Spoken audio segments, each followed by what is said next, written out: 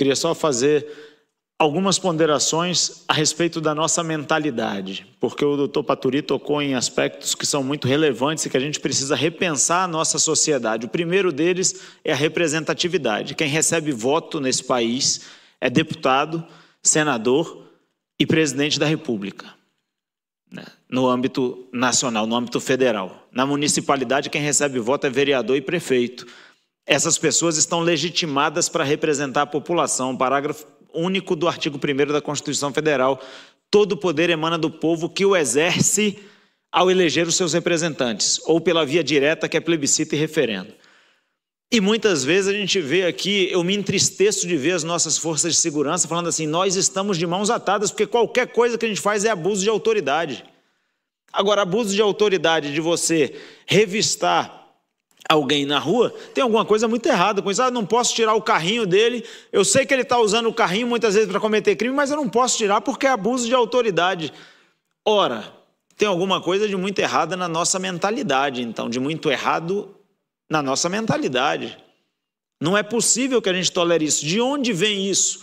De onde emanou a norma, ou de onde foi emanada a norma que diz que não se pode tirar essas pessoas da rua? Não tem legislação. E olha que nós temos mais de 7 milhões de normas em vigor no Brasil hoje.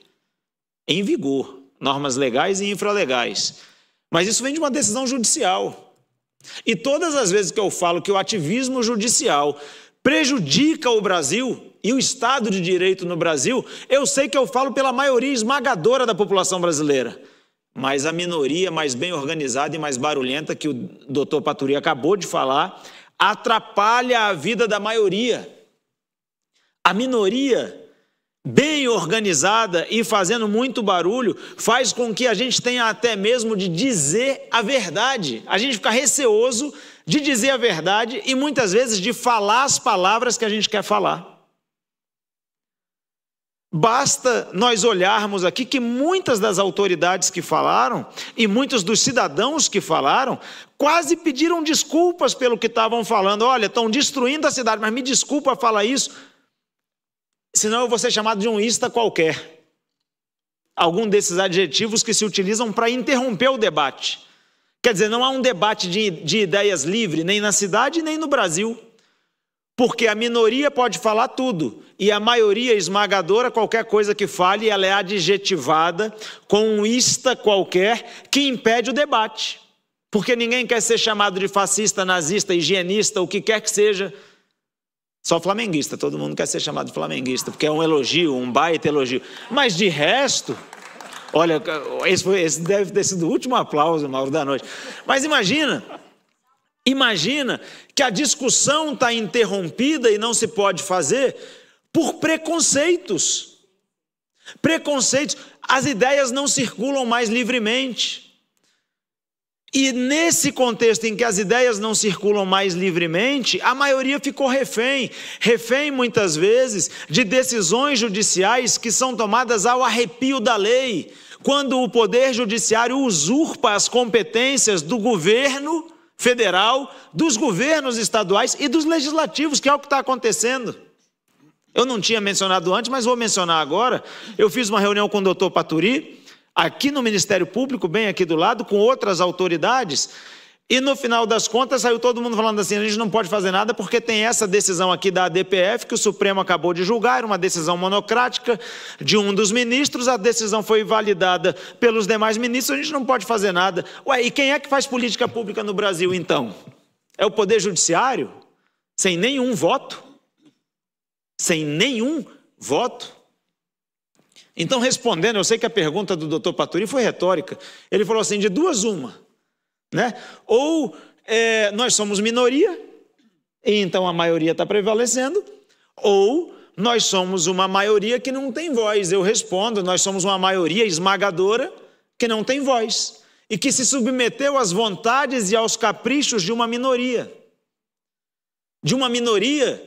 que quer o caos, e que está conseguindo instalar o caos, como bem ponderou aqui o Brits, porque o que nós vivemos hoje é o caos.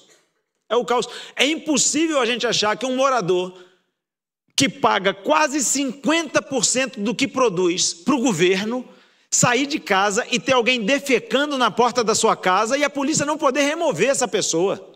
Isso é inconcebível, isso é inconcebível. Mas talvez as discussões estejam sendo feitas nas esferas erradas. Porque quem devia discutir isso que nós estamos discutindo aqui mesmo e decidir isso é política pública de governo. Quem decide isso é o GDF. Deveria ser, pelo menos, mas não é. Então o GDF fica contornando, e eu presencio isso, gente. Não estou falando isso para defender o governo ibanês, não estou falando isso, acho até que é um bom governo, mas não estou falando isso para defender, eu estou falando porque eu sou testemunha. Assim como o doutor Paturi diz que vê toda segunda, eu já vi diversas vezes o governo dialogando entre si para falar assim, como nós vamos fazer? Imagina você ter que pedir autorização para o Poder Judiciário a cada vez que você quer implementar uma política pública. Qual é a lógica disso? E quem está sofrendo está aqui. Sexta-feira, 10h30 da noite. Nós estamos, todos nós aqui, longe de casa, longe da família, debatendo algo que interessa muito para a gente, que é muito importante para a gente, mas que nem precisava ser discutido. Se o governo quer implementar uma política pública, ele tem que poder implementar. Mas o governo fala assim, olha, eu tenho muita dificuldade. E aí tome audiência pública, tome discussão, os moradores revoltados com toda a razão, e eu estava aqui falando com o doutor Paturi, essa é uma situação grave, do ponto de vista político, essa é uma situação grave, porque você tem moradores insatisfeitos no Distrito Federal inteiro. Eu coloco na minha rede social, pessoal do plano piloto, nós vamos fazer uma audiência pública para debater isso. Se você olhar os comentários, não vai debater a Ceilândia não? Vem vir aqui ver como é que está. Não vai falar de Samambaia? Você não vai falar de Taguatinga? Você não vai falar... Todas as regiões administrativas. Todo mundo sofre com isso. Todo mundo sofre com isso. E não é possível que o governo não possa implementar uma política pública para resolver a situação. E eu até concordo com quem fala assim, vai debater de novo, tem que tomar uma atitude, é verdade, mas o debate é bom porque pelo menos a gente sabe por que não está sendo tomada uma atitude. Então está aqui a Polícia Civil, está aqui a Polícia Militar, Secretaria de Justiça, Secretaria de Segurança Pública, o Governo do Distrito Federal, e a gente está vendo por que não é tomada uma atitude resolutiva. Então, a maioria precisa se mobilizar. A maioria precisa se mobilizar. A Ana falou que queria que essa audiência pública aqui acontecesse um outro dia da semana para ter mais gente. Eu também queria e falei que queria, e a próxima eu vou fazer em outro dia da semana. Mas, galera, numa boa, não é o fato de ser sexta-feira que faz as pessoas virem ou não virem. Enquanto a maioria não se mobilizar, a minoria prevalece. A minoria vilaniza as polícias, é uma minoria, mas vai ver o barulho que eles fazem. As pessoas se acostumaram com os valores completamente invertidos por uma minoria. Então a minoria acha comum que o meliante seja pego e seja solto no dia seguinte.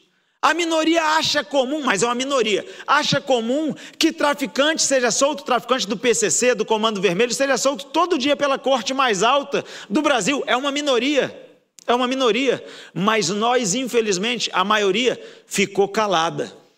E eu entendo a frustração, porque muito antes de ser deputado, eu sou cidadão. Eu sou pai de família, eu tenho 2 filhos, eu tenho esposa. Muito antes de ser parlamentar, eu sou uma pessoa comum. E eu entendo a frustração, mas a partir do momento que a frustração nos desmobiliza, aí a gente vai perder sempre.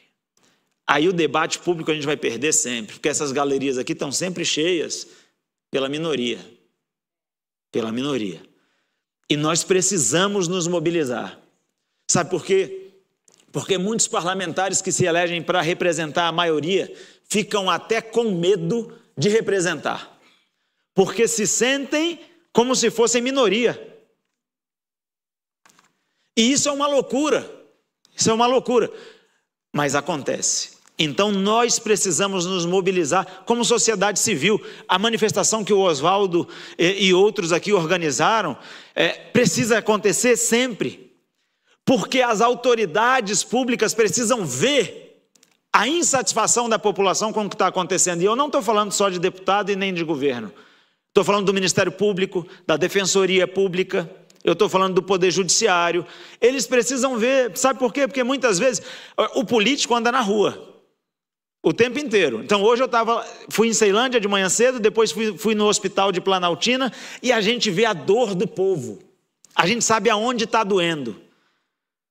Agora, infelizmente, algumas autoridades, elas têm uma caneta muito poderosa na mão e elas ficam dentro do seu gabinete, no ar-condicionado, e onde elas moram tem uma segurança absurda, e elas vivem num mundo que não é um mundo real, então não afeta a vida delas. Isso aqui que nós estamos dizendo que afeta a vida de todo mundo. Então nós precisamos fazê-los entender o tamanho do buraco onde nós estamos enfiados.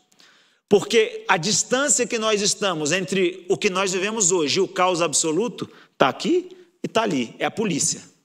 É a polícia. E as autoridades precisam entender isso. E as autoridades precisam entender que a população está do lado das forças de segurança, que a população quer proteger a sua família, inclusive das drogas. Porque enquanto a gente não se fizer ver,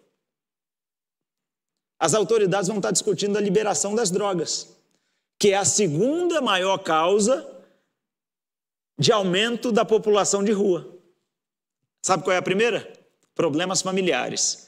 Então a gente aceita que a minoria trabalhe para destruir a família e para liberar as drogas. Os dois somados, os dois fatores somados, chega a quase 75% das causas de quem mora na rua está morando na rua. Mas a gente aceita a minoria barulhenta fazer barulho. Então chegou o nosso tempo de se levantar e fazer valer a vontade da maioria. Chegou o nosso tempo de nos levantarmos e fazer valer os princípios e os valores que são corretos, que são os princípios que nós abraçamos. E para encerrar, eu imagino que todo mundo aqui esteja aqui não só por si, mas pela sua família. E eu vou tomar aqui o exemplo do Tiago Quirino, meu xará, que falou assim: eu vou defender a minha família. Eu estou aqui por causa dos meus filhos. A razão de eu ter me candidatado pela primeira vez e pela segunda vez tem nome e sobrenome. É a minha esposa e os meus 2 filhos. Porque eu não vou me mudar do Brasil e eu não aceito mais o Brasil vivendo segundo parâmetros, princípios, valores éticos e morais que não são os da maioria. Então eu decidi me candidatar. Pelo que eu estou vendo aqui dentro, não é suficiente. Como não é suficiente para a Polícia Civil, não é suficiente para a Polícia Militar. Não. Então a gente precisa de uma unificação do povo com as autoridades públicas para fazer a vontade da maioria prevalecer. Eu sei que vocês vieram aqui pensando, a gente precisa dos políticos. Eu, como político, estou falando, sem a força do povo não vai. Sem mobilização não vai. Eu não sei de onde a gente vai tirar força, eu não sei como é que a gente vai vencer a frustração, mas eu posso garantir para vocês que o povo é necessário. O povo é necessário nas ruas, o povo é necessário nas manifestações. É preciso fazer valer a voz do povo. E só esse microfone aqui, o microfone é muito importante e eu faço bom uso dele, mas só ele não é suficiente. Então vocês podem contar comigo, eu conto com vocês também. Obrigado pela presença de vocês hoje aqui. Eu saio daqui, estou cansado, estou desde 8 horas da manhã na rua, estou cansado, mas saio daqui feliz, porque o povo está tomando a sua posição e nós havemos de vencer. Os princípios corretos vão vencer, os valores corretos vão vencer. Ao final, nós teremos vencido. Obrigado, Deus abençoe vocês, abençoe a família de vocês. Vamos em frente, nós estamos juntos.